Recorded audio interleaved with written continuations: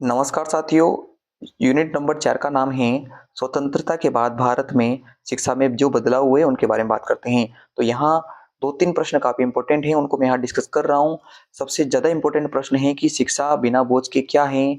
Yashpal committee क्या है? यदि इन दोनों से रिलेटेड कोई भी प्रश्न है, दोनों एक ही प्रश्न है, आपको अच्छे से लिखना है, याद रखना है कि जो प्रश्न मैं बोल रहा हूँ, यदि इनसे रिलेटेड कोई प्रश्न है तो आपको ये थ्योरी पूरी अच्छे से लिख के आनी है, क्योंकि यहाँ ऐसा कोई बिंदु नहीं छोड़ा है हमने जो आप वहाँ लिख के नहीं आ सकते। तो याद रखना कि यशपाल समिति, यशपाल कमेटी क्या है या शिक्षा बिना बोझ के क्या है, तो इसको देखते हैं। 1992 में भारत सरकार का एक डिपार्टमेंट था जिसे हम कहते हैं मानव संसाधन विकास मंत्रालय। इस मंत्रालय ने 8 शिक्षाविदों यानी 8 जो हैं बढ़िया जो शिक्षाविद थे उनको मिलाकर एक राष्ट्रीय सलाहकार समिति का गठन किया और उस समिति के जो अध्यक्ष थे वो थे प्रोफेसर यशपाल, जिनके नाम पे इस समिति का नाम पड़ा यशपाल समिति। इस समिति को हम राष्ट्रीय सलाहकार समिति के नाम से भी जानते हैं। और इस समिति का प्रमुख उद्देश्य क्या था?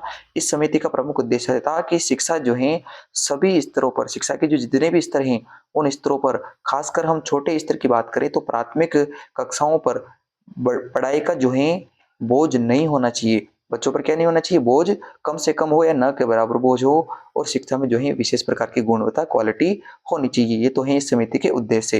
अब विशेष बात यह है कि इस समिति ने अपनी रिपोर्ट कब पेश की? तो जुलाई 1993 में इस समिति ने अपनी रिपोर्ट सरकार के प्रस्तुत पेश की और उसमें एक टाइटल रखा जिसको कहते हैं शिक्षा बिना बोझ के। इसलिए मैं कह रहा था कि शिक्षा बिना बोझ के इस नाम से पूछे या फिर आपको यशपाल समिति के नाम से पूछे, दोनों एक ही प्रश्न हैं।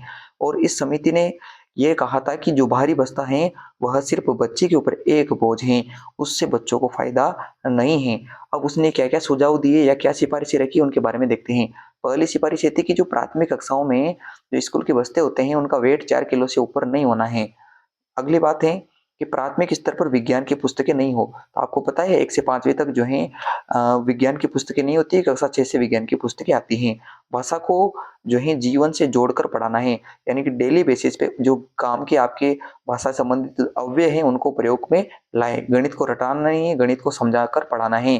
कक्षा 6 से जो 8वीं तक हैं उनको स्वतंत्रता के बारे में जानने के लिए इतिहास पढ़ाएँगे। तो आजकल राजस्थान में 6 से ही राजस्थान अध्ययन की किताबें शुरू होती हैं, जिसका मतलब कि उनको इतिहास की नॉलेज कक्षा 6 से देना स्टार्ट करना है।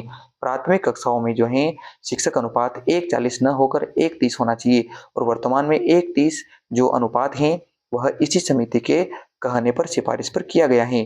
ज्ञान विस्फोट यानी हर जगह से उसको ज्ञान नहीं देना है, उसको खुद ज्ञान ग्रहण करने योग्य होना चाहिए और फालतू बर्डन नहीं देना है। तो इस समिति ने ऐसा कहा, यानी ज्ञान विस्फोट से रटंत प्रणाली से उसे बचाना है। साथ ही में स्कूल में अत्यधिक बड़ी कक्षाएं हैं। बड़ी कक्षाएं तो भारी पाठ्यक्रम है, कठिन पुस्तकें हैं, कक्षा कार्य हैं, गृह कार्य होता है, ट्यूशन है। तो इन सभी की वजह से बोझ न हो बच्चे पर, इसलिए उनको जो है आगे इनसे जो है मुक्त रखना है, कम से कम इनका बोझ रखना है ताकि उनका जीवन नीरस न हो।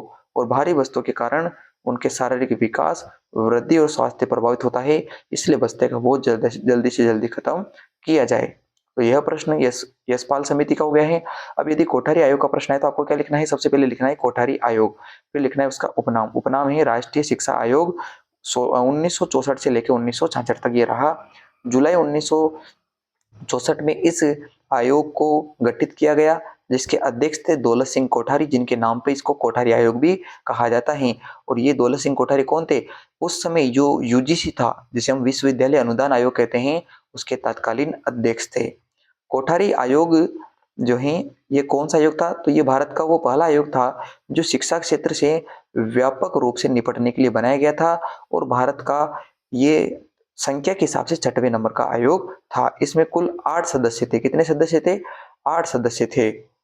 आगे हम बात करते हैं कि इसकी स्थापना के उद्देश्य क्या रहे। तो इसका उद्देश्य ये था कि भारत में जो शिक्षा है उसका विस्तार किन नीतियों के तहत किया जाए और दिशा निर्देश क्या हो शिक्षा को जो है सब जगह फैलाने के। तो वो कौन तय करेगा? कोठारी आयोग। भारत में एक सामान्य पैटर्न हो शिक्षा का, कि सब जगह एक समान शिक्षा प्रणाली हो। शिक्षा के जो भारतीय क्षेत्र हैं, भारत में शिक्षा के हर क्षेत्र, शिक्षा को हर क्षेत्र में जो है फैलाना है, हर क्षेत्र की जानकारी लेनी है। बस 2 क्षेत्रों को छोड़ना है, कानूनी और चिकित्सा क्षेत्र। इनमें शिक्षा के योगदान को जो है कोठारी आयोग नहीं देखेगा, और बाकी सभी क्षेत्रों में शिक्षा जो है उसको कौन देखेगा? कोठारी आयोग। अब इस जो आपके आयोग हैं, कोठारी आयोग, इसकी क्या-क्या सिफारिशें थी? तो पहली सिफारिश ये थी कि निःशुल्क एवं अनिवार्य जो बाल शिक्षा है वो 6 से 14 वर्ष के बालकों को मिलनी चाहिए। साथ ही में त्रिभाषा सूत्र लागू हो, जहाँ पहली भाषा हिंदी यानी मातृभाषा हिंदी हो, दूसरी भाषा अंग्रेजी हो और तीसरी एक क्षेत्रीय भाषा को पढ़ाया जाना चाहिए। तो आज भी प्रथम भाषा हिंदी, द्वितीय भाषा जो है अंग्रेजी और तृतीय भाषा संस्कृत या आपकी उर्दू या पंजाबी पढ़ाई जाती हैं। अगला है संस्कृत, अंग्रेजी और जो क्षेत्रीय भाषा हैं उनको बढ़ावा देना है। ज़्यादा से ज़्यादा उनको जो है शिक्षा में एनरोल करना है, इन्वॉल्वमेंट उनकी होना चाहिए। शिक्षा को जो है संचालित करने के लिए जो शिक्षक होते हैं उनको एक फ्रीडम देना है, स्वतंत्र प्रभार देना है। लड़कियों की शिक्षा का प्रावधान हो, पिछड़े वर्ग जो हैं उनको शिक्षा की मुख्य धारा में लाया जाए, विकलांग छात्र-छात्राओं के लिए जो है शिक्षा की व्यवस्था होनी चाहिए।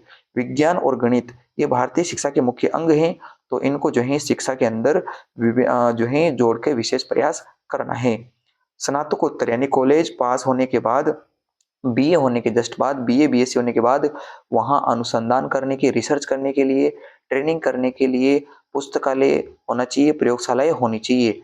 राष्ट्रीय स्तर पर जो है शिक्षा का 10+2+3 फॉर्मूला हो, और ये वर्तमान में भी 2020 से पहले था, नई शिक्षा नीति से पहले, कि 10वीं के बाद 2 साल हम जो है 11वीं 12वीं करेंगे और 3 साल के लिए फर्स्ट ईयर, सेकंड ईयर और थर्ड ईयर कॉलेज में चलेगा। उसके बाद राष्ट्रीय शिक्षा नीति लागू हो जो पूरे राष्ट्र को एक समान जो है अवधारणा प्रस्तुत करे।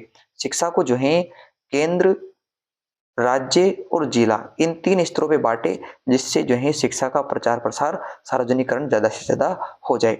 और अंतिम प्रश्न जो यहाँ से पढ़ना है वो ये है कि जो राष्ट्रीय शिक्षा नीति थी 1986, हालाँकि ये कोठारी आयोग से प्रेरित होकर बनाई गई थी राजीव गांधी के टाइम पे, पर आपको ये बताना है कि इसके मुख्य प्रावधान क्या हैं? मुख्य कौन-कौन सी बातें इसमें कही गई हैं? तो आपको याद रखना है कि 1986 में शिक्षा नीति सबके लिए शिक्षा जो है, शिक्षा नीति का उद्देश्य क्या था? उस समय स्लोगन क्या था? शिक्षा सबके लिए हो। उद्देश्य मानते हुए संकल्प लिया गया कि 1990 तक सभी बच्चों को 5 वर्ष की प्राथमिक शिक्षा देंगे, और इस उद्देश्य से 8वीं तक की शिक्षा सभी को ज़रूर देना है। और सबसे पहला प्रावधान क्या किया गया? पहला प्रावधान ये है कि समान स्कूल व्यवस्था हो और प्रारंभिक शिक्षा जो हो बिना किसी जात-पात, धर्म, देखिए या लिंग भेद यानी बिना भेदभावपूर्ण शिक्षा होनी चाहिए। दूसरा प्रावधान क्या था? कि प्रारंभिक शिक्षा में 14 वर्ष की अवस्था तक के सभी बच्चों को विद्यालय में भर्ती होने और शिक्षा गुणवत्तापूर्ण मिले, यह सुनिश्चित किया जाए। तीसरी बात क्या थी? कि महिलाओं की स्थिति में सुधार के लिए महिला साक्षरता को बढ़ावा दिया जाए। चौथी बात, तकनीकी शिक्षा का जो है और व्यावसायिक शिक्षा का प्रावधान किया जाए। स्कूलों में ऐसी शिक्षा दी जाए जिससे वो जो है कोई तकनीक सीख के रोजगार प्राप्त कर सके और खुद का व्यवसाय शुरू करके जो है आगे बढ़ सके। महिलाओं की भागीदारी पर खास जोर दिया जाए, उनको किसी भी क्षेत्र में पिछड़ा न माना जाए, बराबर हक उनको दिए जाना चाहिए। पिछड़ा वर्ग, अनुसूचित जनजातियों और जातियों के लिए शैक्षिक विकास पर बल दें, उनको भी शिक्षा की मुख्य धाराओं पे लाए। अनुसूचित जो जनजातियाँ हैं उन लोगों को प्राथमिक शिक्षा उनकी खुद की भाषा में दी जाए, तो ऐसे शिक्षकों की व्यवस्था की जाएगी जो उनकी भाषा में और हिंदी भाषा में पढ़ा सके। शिक्षा की दृष्टि से जो पिछड़े वर्ग हैं, खास करके जो ग्रामीण क्षेत्र हैं, उनको शिक्षा में बढ़ावा दें, शिक्षा से संबंधित योजनाएँ अच्छी-अच्छी बताएँ। अल्पसंख्यक जो समाज हैं, उन पर भी जो है शिक्षा की पहुँच बढ़ाए, और जो पिछड़े हुए हैं, उनको शिक्षा की जो है मुख्य धारा से जोड़े। सभी प्रकार की जो विशेष योग्यजन हैं, विकलांग जो हमारे साथी हैं, उनको भी जो है शिक्षा मिले, और विशेष आवश्यकता वाले बालकों को जो है शिक्षा की मुख्य धारा में जोड़े। अगला है एक ऑपरेशन चलाया गया जिसे कहते हैं ऑपरेशन ब्लैक बोर्ड, जिसमें हर स्कूल में कम से कम 2 शिक्षक होंगे और 1 महिला शिक्षक हो, 2 बड़े पक्के कमरे, शौचालय, स्वच्छ पेयजल, खिलौने आदि की व्यवस्था करवाई जाए। कुछ शिक्षण सामग्री भी दी जाएगी जिससे जो है वहाँ एक विद्यालय स्थापित हो सके और विद्यालय में गुणवत्तापूर्ण शिक्षा मिले।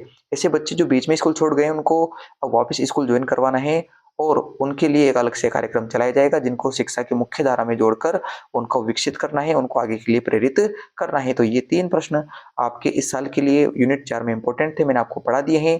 इनकी पीडीएफ आपको जो है टेलीग्राम पे मिल जाएगी।